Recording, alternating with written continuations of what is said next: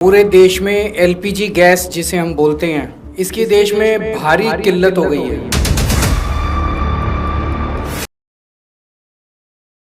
हमारे देश में जितनी एलपीजी की खपत है 60% इम्पोर्ट होता है और उस 60% इम्पोर्ट का 90% स्ट्रेट ऑफ हर्मुज से आता है। स्ट्रेट ऑफ हर्मुज इंडिया के लिए बंद हो गया तो 90% इम्पोर्ट्स कम हो गए हैं। इसका सबसे ज्यादा खामियाजा इस वक्त इमीडिएटली रेस्टोरेंट्स और होटल बर्दाश्त कर रहे हैं। इसकी वजह से अब मुंबई में 20% होटल और रेस्टोरेंट बंद हो चुके हैं और लगभग अगले 2 दिन के अंदर 50% रेस्टोरेंट और होटल बंद होने जा रहे हैं। तमिलनाडु में लगभग 10,000 होटल बंद होने की कगार पे हैं। पंजाब और दिल्ली एनसीआर में हजारों होटल और रेस्टोरेंट्स आने वाले कुछ दिनों के अंदर बंद होने जा रहे हैं। और इसी तरह की कहानियां बेंगलोर, हैदराबाद, पश्चिम बंगाल, छत्तीसगढ़, हरियाणा, बिहार सब जगह से आ रही हैं। पूरे देश में इससे 1 करोड़ से ज्यादा लोगों के एकदम से बेरोजगार हो जाने की आशंका है और इतने बड़े स्तर पे अगर लोग बेरोजगार हो गए तो क्या स्थिति होगी हम सोच सकते हैं। हमें ये समझना पड़ेगा ये क्यों हो रहा है। ये हो रहा है क्योंकि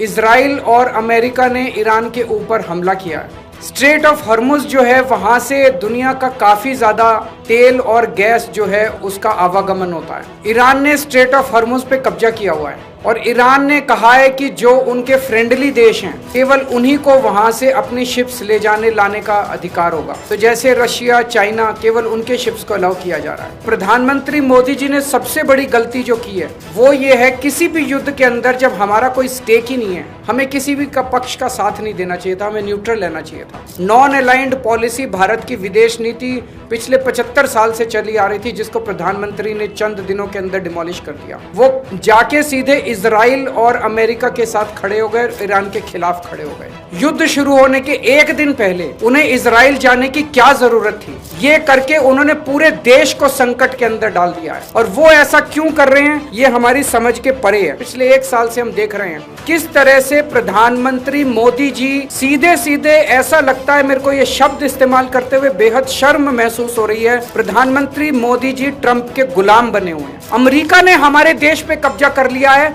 क्योंकि एक तरह से हमारे देश का प्रधानमंत्री कमजोर है, उसको ब्लैकमेल किया जा रहा है। प्रधानमंत्री को किस वजह से ब्लैकमेल किया जा रहा है? एक एक देशवासी का खून खौल रहा है इस टाइम। जो आदेश देते हैं ट्रंप, सर झुका के, जी हजूर करके हमारे देश के प्रधानमंत्री उसको मान लेते हैं। अगर मोदी जी को लगता है कि कुछ ऐसी शर्मनाक बातें हैं ट्रंप के पास जिनको पब्लिक में आने से उन्हें नुकसान होगा, वो इस्तीफा दे दें, पर देश के साथ खिलवाड़ ना करें।